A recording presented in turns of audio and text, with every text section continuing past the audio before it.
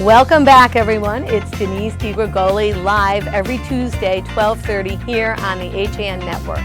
The Drive is a motivational talk show that serves to bring together people, places, ideas, and organizations that move us forward. It's how we fuel our mind, body, spirit, creates the lifestyle we live. And it's a beautiful Tuesday.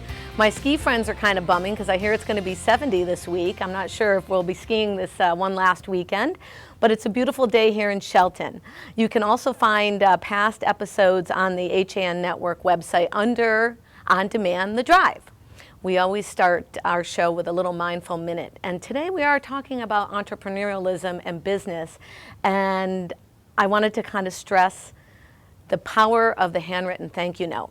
Not only in birthday cards or holiday cards, but for prospects or even business that's lost, the first thing that's opened is a handwritten envelope. And there's such power in, of course from the book, My Daily Drive, how I feel about writing things down.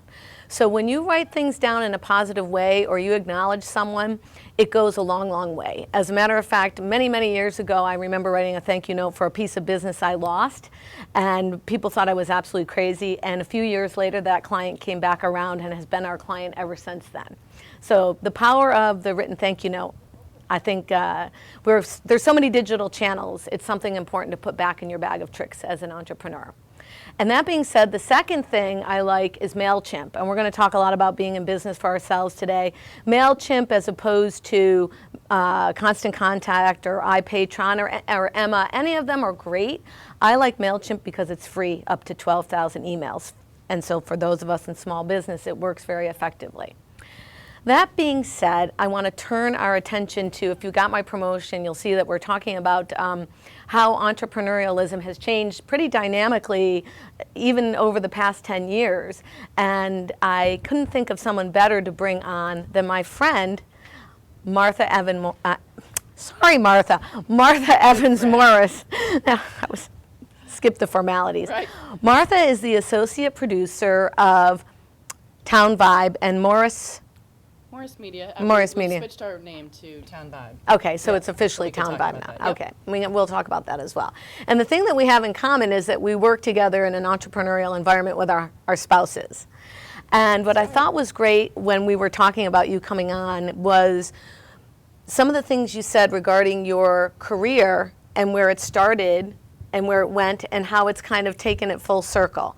So tell us a little bit about yourself and your background and the promotion that said, you using your MSW or your degree in social work to run your business today. Yeah, I think, I think like with a lot of women and maybe professionals, we feel like there's certain parts of our life that may be separate, and we think sort of, and I've just come to, and I'm jumping to the end, but I feel like the more we can integrate just who we are and use it all as, our gifts that we bring to whatever it is we're doing. So my circuitous route to where I am today, undergraduate, very liberal arts education. My mom said, I was like, what do I major in? I think a lot of kids wonder that. And some of the best advice my mother ever gave me was, sit down with a course catalog and just go through and see which courses you like. And it turned out I had some philosophy, some psychology, some religion, whatever, and it seemed to all fit together as a religious studies major, and I was kind of surprised. Again, liberal arts, you're there to figure out how to learn and think and argue and stuff like that. So that's what I majored in. What sparked me was what makes people tick. Right. How is it that we keep going in the midst of suffering or whatever and have joy and all that kind of stuff. So come to graduation, and I'm like, okay, great, religious studies. What do I do with that? So it made a lot of sense to me. I went into marketing. That's a direct line there. Of course it is. If I wasn't going to be a priest, I was going to go into marketing. I don't know what that says about those of us in marketing. But, okay, good. So stay with me here. Yeah, I'm with you. It was, what sparked me, again, was what makes people tick? Why do we get up in the morning? And marketing at least had that sort of, what is it about human behavior, and how can we reach people? Well, sure, marketing is all about behavior. Exactly. So was this thread that I was grasping at, anyway, ended up 6 years in, finally was at a advertising agency and had that sort of quintessential boss that was really pushing my failure buttons, and she had her own buttons that were getting pushed by her career. Anyway, it was just an uncomfortable situation, and I finally quit, did what I call a career tailspin, which is not good self-talk. But I ended up getting a master's in social work, finding my way back to sort of what is it that makes people tick, why do we get up in the morning, yada, yada. Well, you have had a pretty proficient career in Manhattan. I don't want to shortchange that. Absolutely, I just skipped right over that. You skipped over the fact that you were like in the hardcore Manhattan ad agency arena. Right. And that has, you know, we often say we learn the best from our bad bosses, not necessarily our good bosses. Yeah. And so what inspired you? Was there an entrepreneurial bug coming, or was social work just tagging along from your early college days? Because you went to Fordham for this sort of later on, I right? did, yeah. So I was in my 30s when I decided to get a master's. And part of that was, how do I switch careers? I mean, it came from an insecurity, partly, you know, oh, I'm going to have some letters, you know, behind my name if I'm going to switch careers. But it was this interest in human behavior. Right. And I wanted to delve deeper into that. And you know, the Drive, the show The Drive, seeks to get people unstuck or move them forward. So talk a little bit about what it takes, I don't know how many years ago, and we don't need to know, what it takes at 30 years old to be a game changer. I mean, that's no small feat. Yeah. What was inspiring you? What motivated you? I mean, beyond coffee, because I know you love coffee. Right, I do love coffee. Yeah. So I think when anybody is trying to change careers, a good thing to do is to just keep taking a step and step and step. And I was volunteering at the time, and I started volunteering at a domestic violence agency. Okay. And believe it or not, I loved it. Working with women, empowering women. To me, the difference between that stress that I felt and the stress that I had experienced at an ad agency, where people acted like somebody might die, you know, but nobody was gonna. Imagine that. Exactly. Right.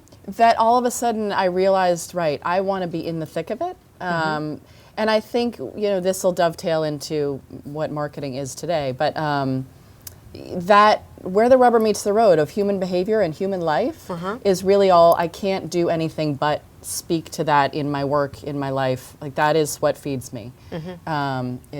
So you kind of knew what you were all about, and then you were ready to take those baby steps, or you knew you needed to look for you. Yeah, I knew I needed to look for me. I'm not sure if, you know, we're all in the process of figuring out who we are. Well, you should never really maybe stop learning, right? Because then life gets a little boring. Right. I mean, I don't want to give the impression that I was like, oh, I got this, you know. Yeah. But well, right. We all. Yeah. So okay, now you've gone through and you've gotten your degree, and then you worked for Yale? I was at Yale Child Study, with very much of a hospital, you know, great experience, hospital setting.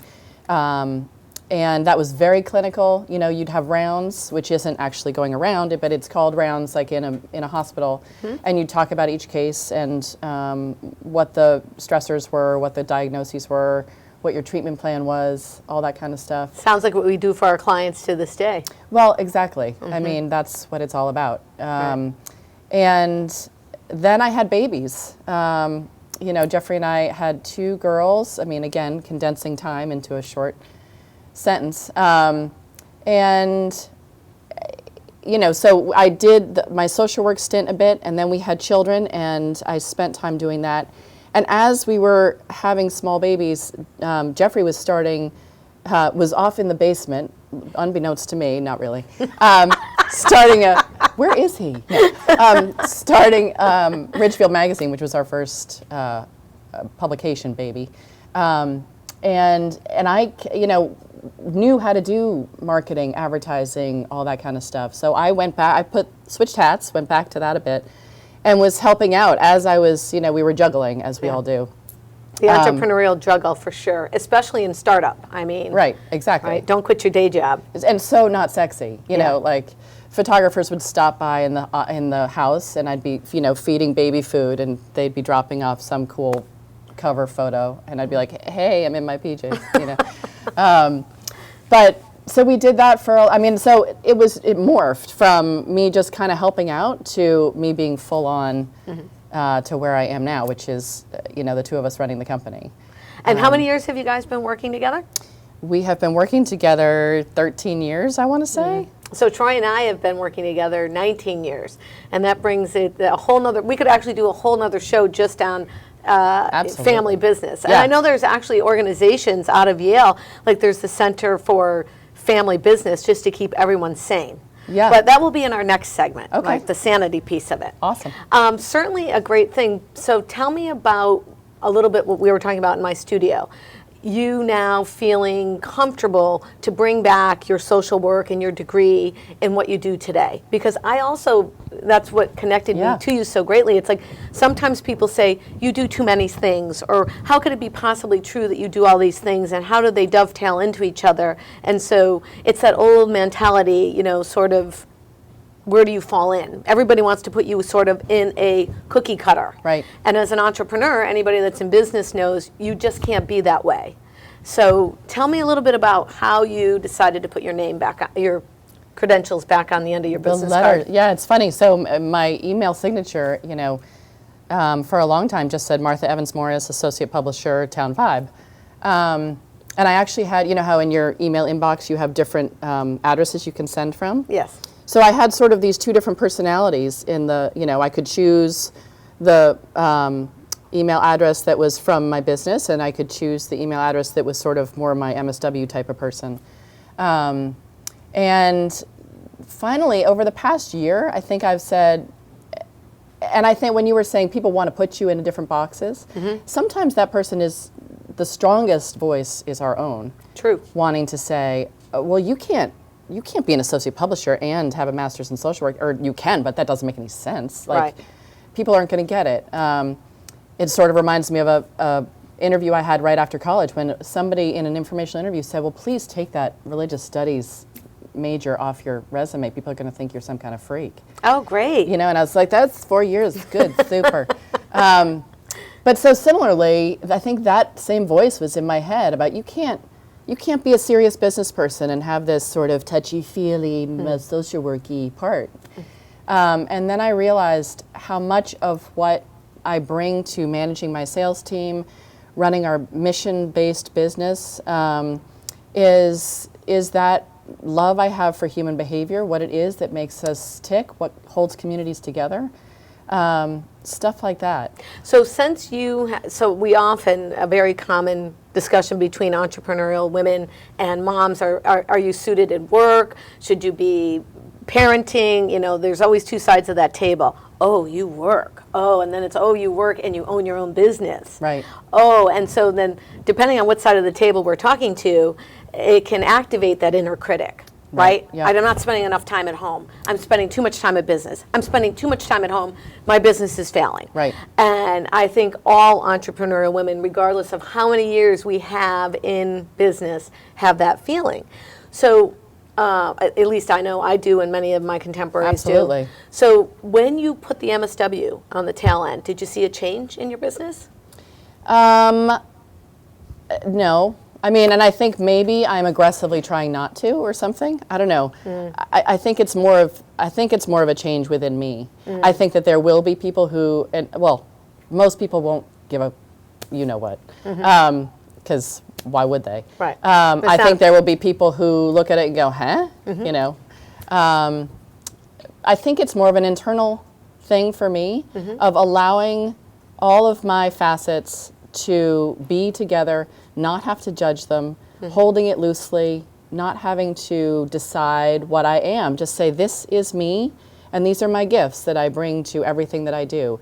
It is a thread, that human behavior thread runs throughout my life. I don't even want to say career. So in my email out to the audience that watches us, I said, entrepreneurialism is about intuition, tenacity, passion, and resourcefulness. And we're going to talk more about that. And I also said, for those of you thinking about starting a business, or you're already running a business, or you're working for family business, tune in. So we're going to talk about all that stuff when we come back from break. Great. Thanks so much, Martha. I'm so glad you joined us today. I'm so happy to be here. All right, we'll be right back, guys, in about 2 minutes. It's The Denise Drive with Workshop is Denise a unique DiGrigoli. store because it's a family store. A busy mom can come in with kids in tow and find everything she needs for them, and even find a dress for herself for Saturday night. And if she's in a rush, she can simply go home and order it from us that night. We'll deliver it the next day. The Darien Sport Shop. We're pretty on the outside and amazing on the inside. Conveniently located with free and easy parking at 1127 Post Road, Darien, Connecticut. Or shop us online at dariensport.com.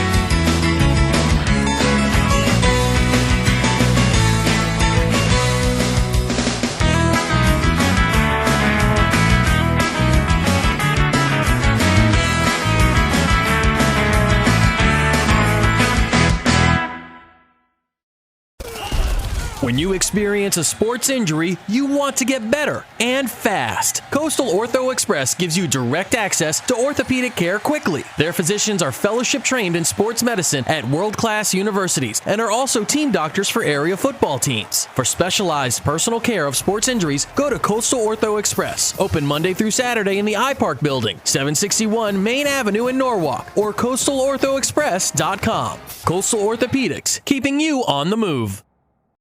Walter Stewart's Market in New Canaan is your time-saving local shopping destination for the best of spring. Find many of your favorite products, from great specials on everyday items to the freshest organic produce, artisanal cheeses, and grass-fed steaks. Drop off your knives to be sharpened, grab a beautiful bouquet of spring flowers, and stop in next door for a wine tasting. Plus, their personable staff is always ready to lend a helping hand. So stop in to Walter Stewart's Market, 229 Elm Street today, or shop online at stewartsmarket.com. Can't wait for it to get warmer so you can start fishing again? Get over to the Dock Shop, where they have the latest in fishing tackle, marine electronics, boating supplies, and more. But remember, the Dock Shop isn't your average tackle shop. You'll also find the finest selection of nautical apparel, jewelry, home decor, and gifts in New England. Boater, beach bum, fisherman, or simply love the New England coast, this is a unique place to shop. The Dock Shop, 51 Tokenique Road, Darien, 609 Riverside Avenue, Westport, dockshop.com. I'm Kate Chaplinsky. Join us for Coffee Break, weekdays at 11 to get the latest Connecticut news, weather, high school sports, and more. News doesn't get any more local than on Coffee Break on the HAN Network. I'm Kate. We're back, everyone. It's Denise DiGrigoli live here every Tuesday on the HAN Network with The Drive, a motivational talk show that serves to link people, places, organizations, and ideas together that move us all forward. And today, Martha Evans-Morris of Town Vibe is with us, talking about entrepreneurialism, moving her business forward as a regional business owner with 5 magazines? 6 magazines. 6 magazines. One website. One website. So tell us a little, you and I were talking quite a bit about what it takes nowadays to sell and how selling has tremendously changed since 10 years ago. Right. And we were talking about engaging and authentically connecting. Give us your thoughts on that. Yeah, I mean, so we all know the consumer is smart now, right? I mean, you get a phone call at home, somebody trying to sell you something, everybody hates it. You know, sales. Nobody likes to be sold. Or you kind of fib and say, no, I'm sorry, Denise isn't here right now. Exactly. Let me give you Denise's number. You know, the consumer is smart, but that doesn't mean people don't need things. That doesn't mean people don't like to buy things. They just don't like to be sold. So my take on sales is really to do it well, and this comes from my MSW hat as well. Sales should be, if it's done right, the therapy of business. The salesperson should be the therapist of business, and that's not to be creepy. But my point is, not everybody's going to want what I have to sell. Not everybody's going to need or want what you have to sell. But for the right client, we have such good products and such good, businesses. We believe so wholeheartedly in them. We truly believe that we can help people. Right. Through what we do. Can I help everybody, every business? No, of course not. Can I help the right business? Yes.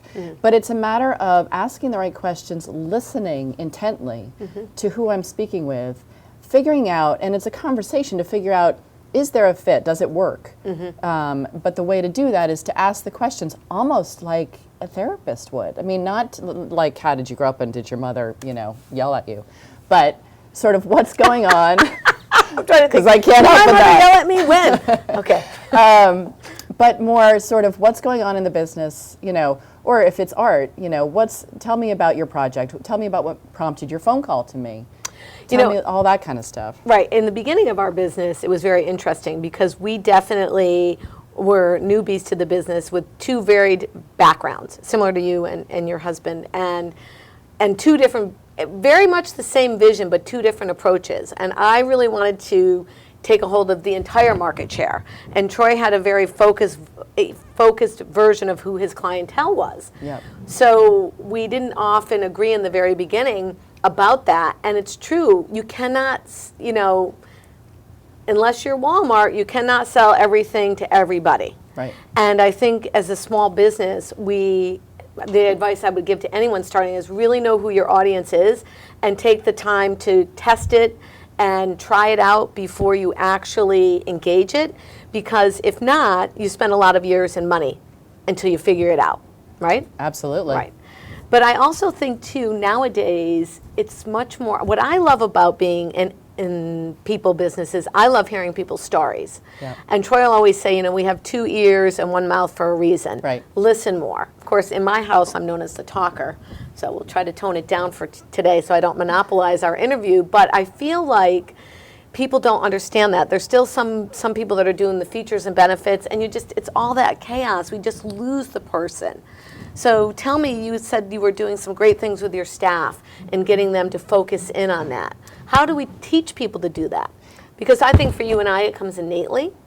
Well, I don't know. I mean, I think it comes from, we all have a need to justify our existence, kind of. I mean, we want to say, oh, I'm here for a reason, and I've got a really good product, and can I tell you about my 6 magazines and my website, and they're fabulous, and they're glossy and lovely, and they're really well written, and, that's all true, and that's all great, but that doesn't move you, right? That doesn't, but I do have a need, especially early on, if you're coming from a place of insecurity or nervousness or something, we have a need to sort of tell somebody why we're really good, and oh, you got to hear what I have to say, as opposed to, I mean, it takes, I think, a little bit of centering and getting yourself together to be able to sort of be secure enough to say, tell me about why you asked me in here today.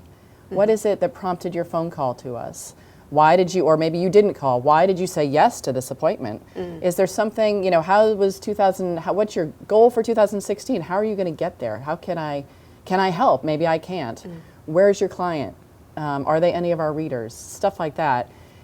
But I think as human beings, when we get thrown off our game and we hold on with the white knuckles. I talk to my team a lot about holding it loosely. When you start to hold on with white knuckles, you get a little panicked and you start to say features and benefits and we're fabulous, and instead of, how can I help you? What's going on for you? And I think the greatest piece of advice I can give as well is know when to let go, know when to move on. Yep. Right?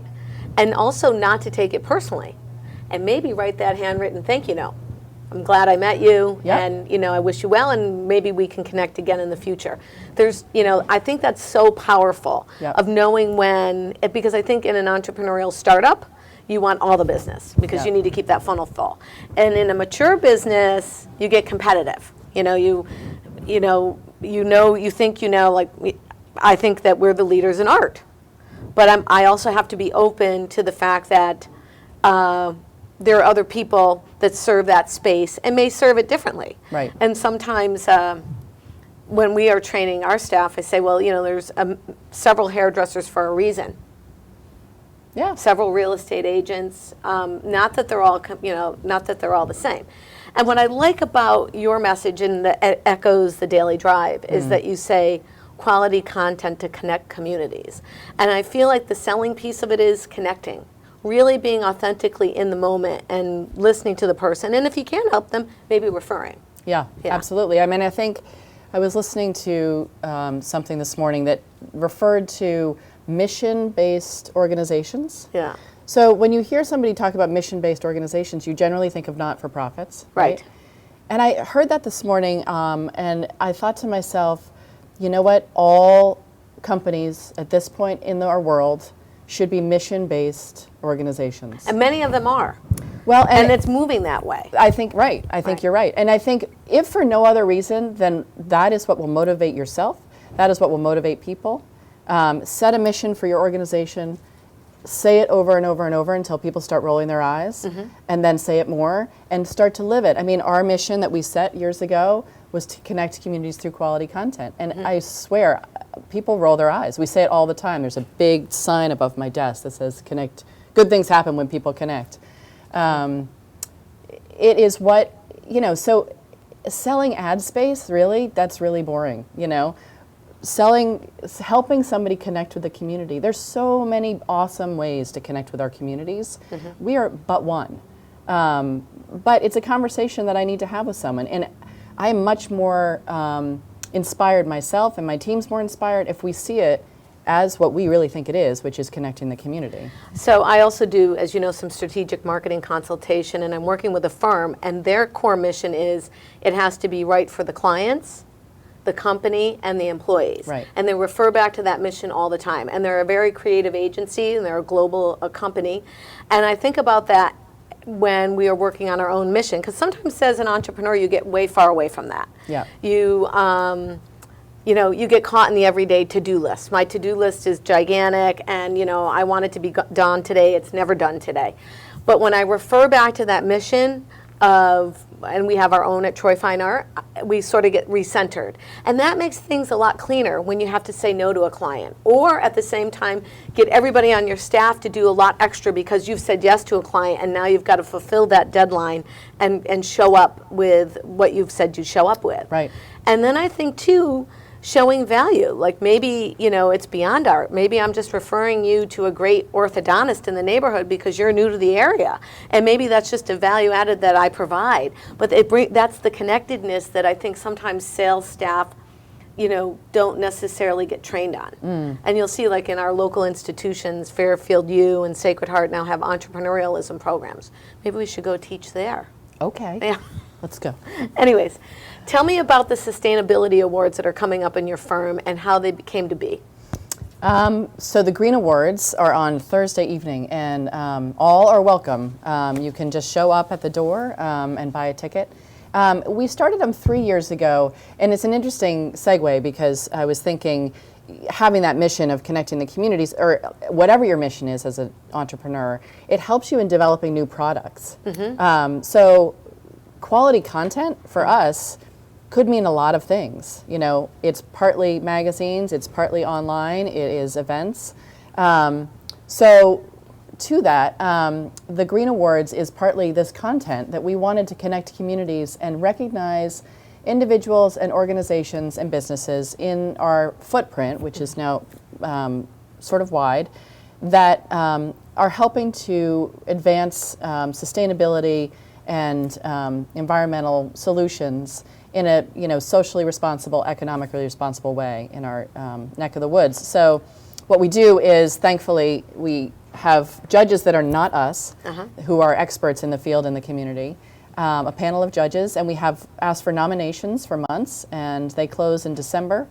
And then we have, they vote and come up with winners, and then we have a reception. This year it's at the Aldrich Museum in Ridgefield on Thursday at 6 o'clock, and you could just show up for that. And we have this great, instead of the red carpet, we actually have a moss carpet. Oh, cool. Right, and it's an awards ceremony, but it's green. A little organic, yeah. Exactly. So it's a great event, and this year we're honoring, so I hope I can remember them under pressure. So we're honoring Bedford 2020, which is a totally grassroots organization of locals in the Bedford area who have challenged themselves to reduce greenhouse gases, or I guess reduce impact on the environment in their neck of the woods by 20% by the year 2020. Wow. And they are well on their way. It's fabulous. Kind of like what Subaru is doing, zero but this waste. is just folks, Yeah. And they're actually challenging their own community. So Bedford 2020, Yumi Eco Solutions, which is disposable, but they're not disposable plates and stuff that are really aesthetically pleasing. You would love them in an art way. But so it's form and function. They're all biodegradable. Then Grace Farms. I don't know if you've been there in New Canaan. It's spectacular. So I can't go into it. You have to Google Grace Farms in New Canaan, and it's this unbelievable land and structure and all green. A guy who is nicknamed Captain Compost, who has started composting in office buildings. Interesting. And wow. as well as doing a whole green lawn care. So he's an individual. I feel like I might be forgetting one. Hold on, I'm going to cheat. Grace Farm. No, I did it. All right, she did it. Yay me. So I like the sustainability piece from the drive point of view because I think our world is moving towards more mindfulness. And I'm always talking about it at home. You know, where can we reduce plastic? Where can we compost?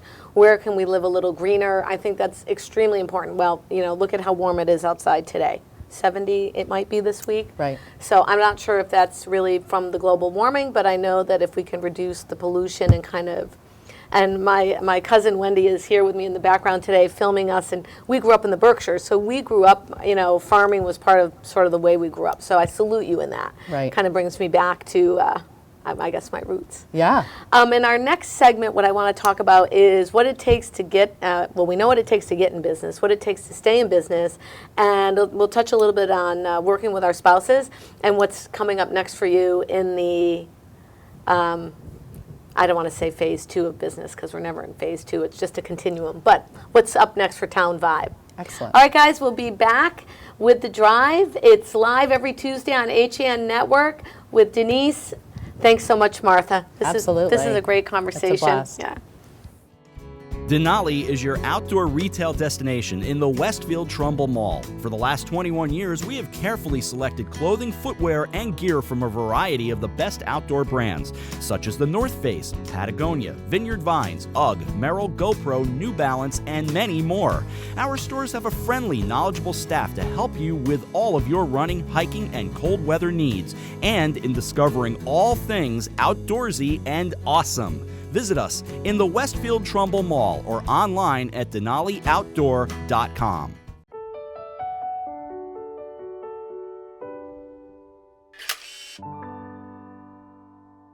Find over 1,000 special stories at Hospital for Special Surgery. Go to hss.edu/backinthegame. I was jogging 5 months after my cartilage tear. Skiing a year after hip surgery. And playing grandma 4 weeks after hip replacement. One special hospital, 1,000 special stories. See Connecticut patients at hss.edu/CT. For more than 50 years, Triple S has been Fairfield County's expert service for carpet, upholstery, and drapery cleaning. We provide the best in repairs and in-depth restoration, understanding fabrics and how to properly clean and restore them. Our staff will come to your home to clean your wall-to-wall carpet to perfection. We can also pick up your fine carpets and bring them to our facilities with locations in Norwalk, Stamford, and Stratford. Triple S will get the job done fast, big or small. At Triple S, you can count on our people as well as our cleaning. Find us at triplesclean.com or 203-847-8000. Here at the Organic Yard, we use bionutritional products in our lawn care programs, which reduces the need for fertilizers, nitrates, phosphates, and pesticides up to 80%, making a safer environment for your family and pets. With our organic lawn treatment, you'll receive vigorous, healthy plants with improved root development and better drought resistance. Enroll now in our 2016 Organic Yard program and get a free organic deer tick treatment. Call us today at 914-764-5491 or go to our website at millerslandscapinginc.com. What's happening up in Hartford and what's trending in the Nutmeg State? Join Kate Chaplinsky And Josh Fisher on CT Pulse live Wednesdays at 12:30 to find out.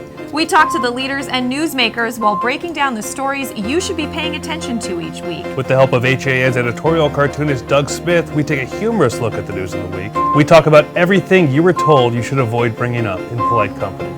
CT Pulse, Wednesdays at 12:30 on the HAN Network.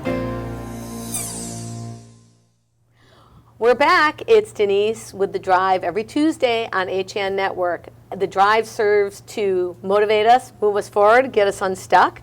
And we're talking about entrepreneurialism today with Martha Evans Morris. Slow it down, Denise. It's a mouthful. Slow it down.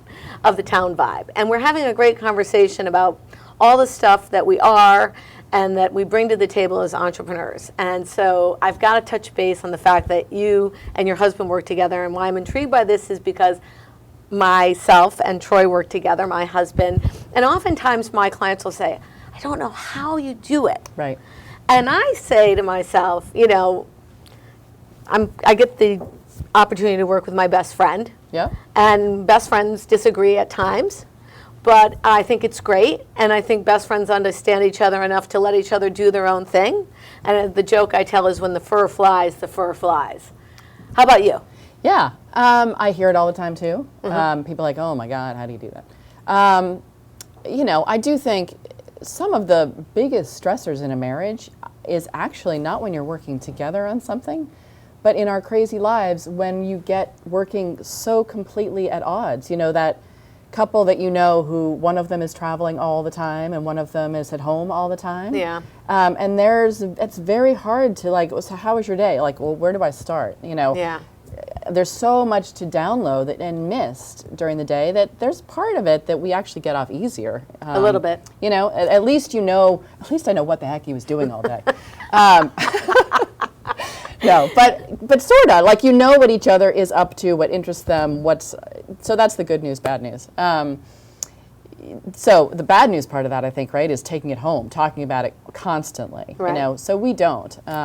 It took us a long time to separate that. Yeah. The first 5 years, I think we took it home way all the too time. much. Yeah. Well, I think having children who can speak helps because they're like, seriously, can you guys, you know, knock it off? Yeah. We get that too. Right. I mean, they like to hear it too, but it helps because they want to talk about their day, and that's a nice reminder. Like our life is much bigger than just this. Right. Entrepreneurialism consumes your life. Right. It totally can. Yes. So Jeffrey's actually very good about reminding me. You know, we'll talk about that later. And isn't that funny? Troy does the same thing. Oh, really? It must be a guy thing. Yeah. Yeah. So much for the MSW. Yeah. Like, you know, I'm like, boundaries, there are no boundaries. I got the to-do list out at 8 o'clock at night. Right. Did you do this? Yeah. Right. But so, I don't know. And I think, you know, Jeffrey takes care of the editorial side of the business and the content and really running the business. He was really the guy from the beginning. And I was more of a high-level consultant at the beginning. I wasn't there. And then I manage the sales team and the marketing and some of our sponsorships and stuff like that. So we have very different parts of the business. I would never get involved in the editorial side of the business. So that helps. That's similar with Troy and I. I say, and my joke is how we stay married is he runs the high-end residential and I run the corporate. So we have our own turfs. Yeah. And I think role development, whether you're married or not, in any entrepreneurial situation, I know as an entrepreneur, I want to take it all on. Right. It's all mine and I'm going to run the show. Right. And so I think it's, if you are in a family business, it's a smart exercise to know who does what. Right. Right. And so you kind of keep the peace. Yeah. Yeah. Something we find, it's easy to blow off a meeting with your husband. Ooh, you're going to hit a hot, but my husband's going to replay the show nonstop. So so that was a problem for us. Yeah, we had that's a problem for us on right my now. calendar, weekly meeting with Jeffrey on Thursdays, and I'd be like, oh, whatever. You know, I can blow. Sure, I'll see you at 1 o'clock on Thursday. And we really had to work at honoring those. And we've now scheduled. They're ahead of us, Troy. We're winning.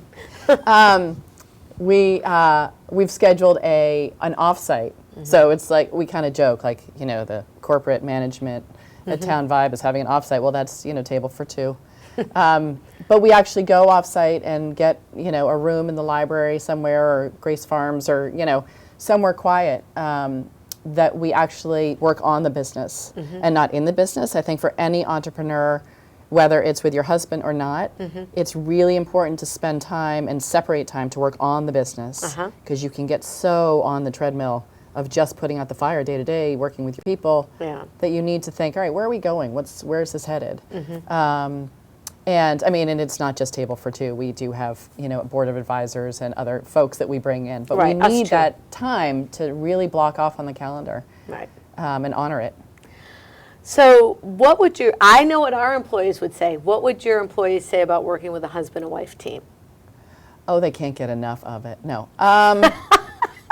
What would they say? Well, I know. I don't know what they would say. Ours will shout out from the kitchen area, okay, you two.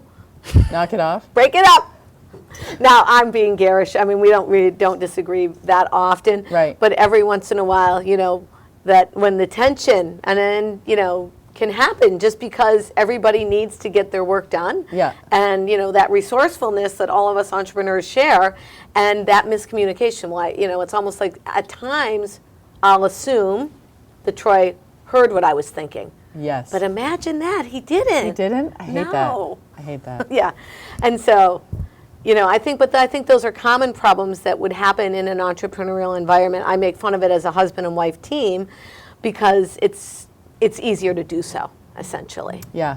So if you were going to change anything about your business and the husband and wife team, what would it be?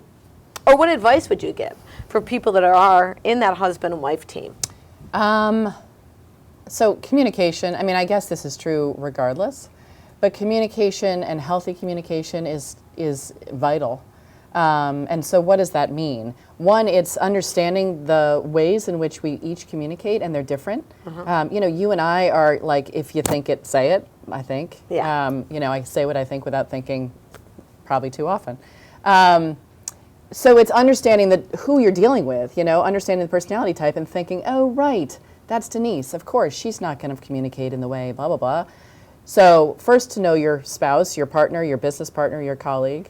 And then validation as going back to human behavior, our basic needs are to be seen and heard and validated. So people get their teeth on edge if they feel invalidated in any way. Seen, heard, and validated. That's a take home from the daily drive today, guys. Seen, heard, and validated. Yeah. Imagine if we did that everywhere we went. From the bank teller to the grocery clerk to our children to the people we love and to our co-workers. Seen, heard, and validated. Yeah. That's pretty powerful. That's pretty simple. Yeah, and I can say that and I screw it up. So it's human. We are all human beings. Right. And we have good days and we have not so good days. When you're compromised, it's good to know yourself. And I just said to myself yesterday, use that save as draft on your email. Or use that in your head, save as draft. That doesn't have to come out of your Pause. mouth. Exactly. Pause. Yeah. Yeah, I don't always pause either. And so, I do now as I move into my more mature years, but the pause, or Troy's 2 ears, 1 mouth, is very helpful.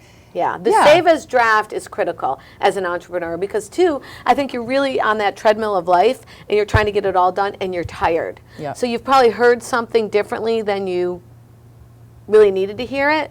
And so you become very reactatory when you're tired, right? Absolutely. We're all children when we're tired. So what do you do to relax? Speaking of that. Let's see. Outside is a huge thing for me. Being in nature is very grounding for me. We have 2 dogs, and what kind of dogs? They're both mutts. One's a Great Pyrenees mix. One's a who knows what mix. So they are sort of my personal trainers in both a headway and a physical exercise kind of way. But they require practically me to go for a walk with them in the morning, and we go in the woods with them off leash. And quite often I'm listening to something that's inspirational. I do that as well. And if I don't do that, I'm just being in nature and trying to breathe and think about my day. But so that's both relaxing and centering. I don't know, what I want to start doing more of is getting back to watching stupid television. Really? That really sounds inane. But I haven't done that in a long time. And I was just... It's sort of like a break. Yeah, a total escape, which is, I mean, there's something to be said for that. If you find yourself watching days of, serial binge watching, that's probably equivalent to drinking for days. Like, you need to get help. But a little respite of a fun show. I really haven't. There's so much out there, fun stuff now. I had lost that for a while. Yeah. I don't watch a lot of TV, but my respite on occasion is The Big Bang Theory. So I get completely what you're talking about. And there's a lot of humor in that. And so I find that laughter is really the best medicine for my personality. I have to get out of my own way and make it funny. Yeah. And when I make it funny, I take myself down a few notches, and then I become back to my grounded self. Absolutely. So tell me about when you're in self-doubt yourself.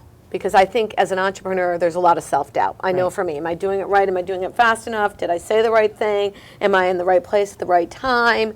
And I think it comes also from being a working mom, right? What do you do when you have self-doubt? What can you help our listening audience with? Because everybody has self-doubt. So I will not take credit for this. I was actually, I was on a road trip recently, and I was listening to a book called Playing Big, yeah, by Tara Mohr, M-O-H-R.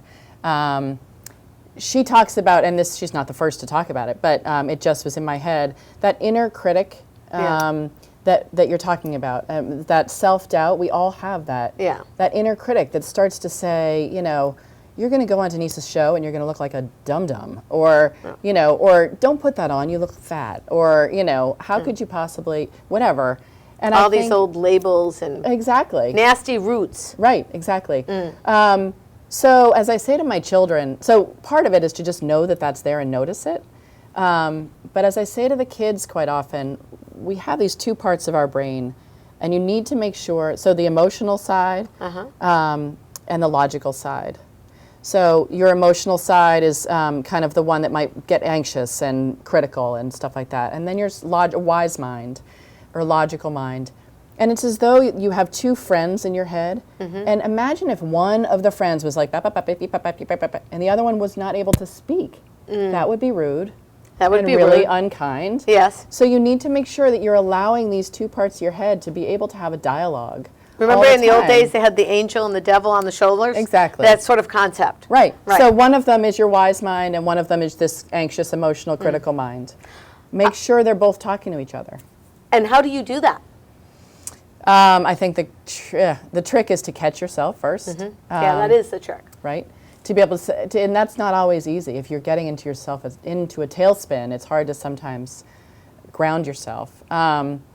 Breathing is a huge, written about by tons of people. If you breathe, it really centers you into the moment and makes you mindful. And then I think it's as though what you would say if you were talking to a friend. Would you really allow a friend to say, seriously, you're going to wear that? Like, you would never say that to a friend. No. So and I'd say to my friend, if she said that to me, what is wrong with you? Right. Yeah, don't speak to me like that. You're dead to me. Yeah, dead. Say. Move on. Exactly.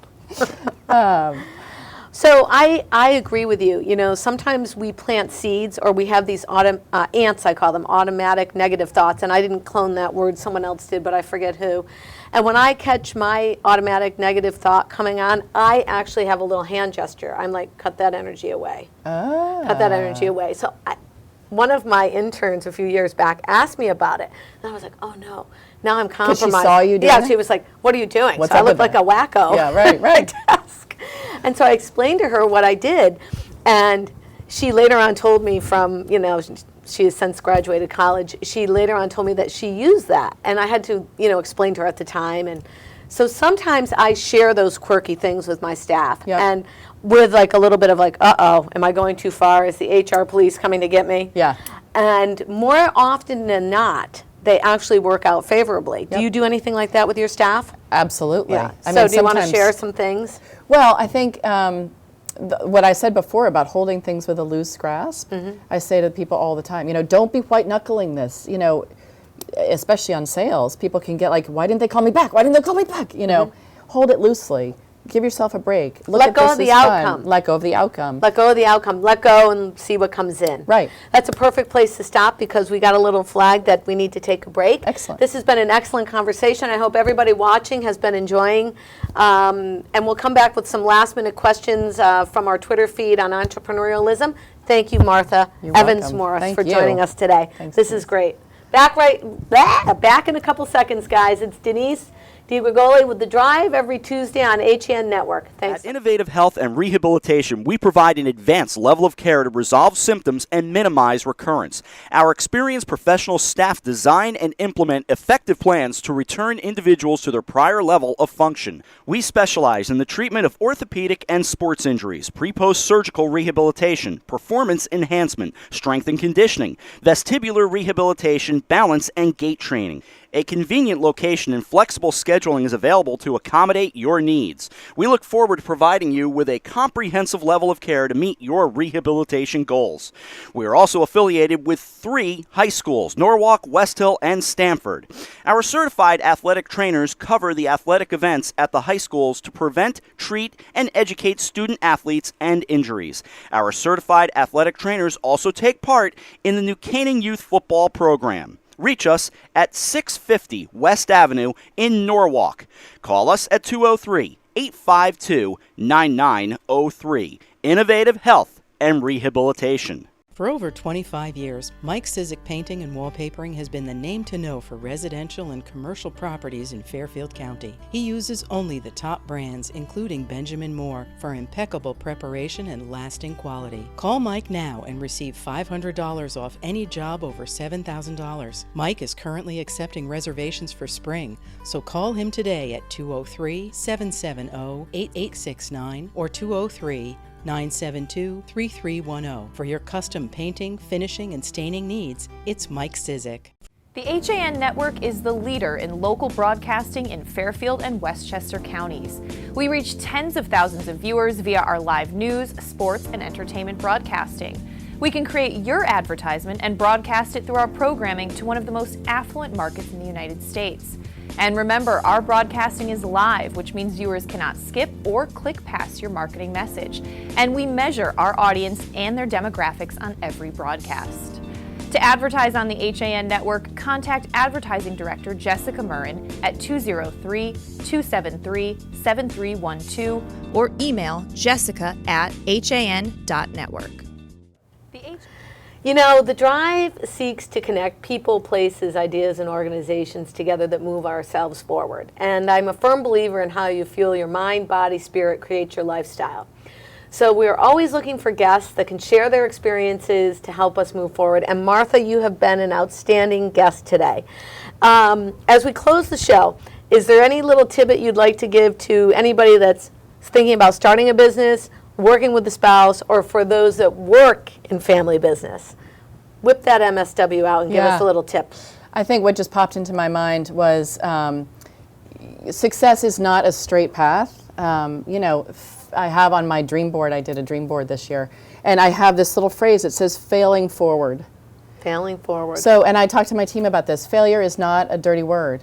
Failure is the only way that you learn. Mm-hmm. So get out there, risk everything, you know, take a chance. What do you have to lose? You've got nothing to lose. You didn't start with anything. You've got nothing to lose. Mm-hmm. Failure is just a way. My brother used to say, if you're not falling down, you weren't skiing hard enough. So that ends the show great, right? On the heels of Ava doing wonderful this weekend and pushing it all the way. Give it your all. Give it your all. Well, thank you so much for coming on. Thank you. And what I'll say to you guys as we end this show is, it's the Daily Drive. If you're interested in being on, email me at denise@denisedigrigoli.com.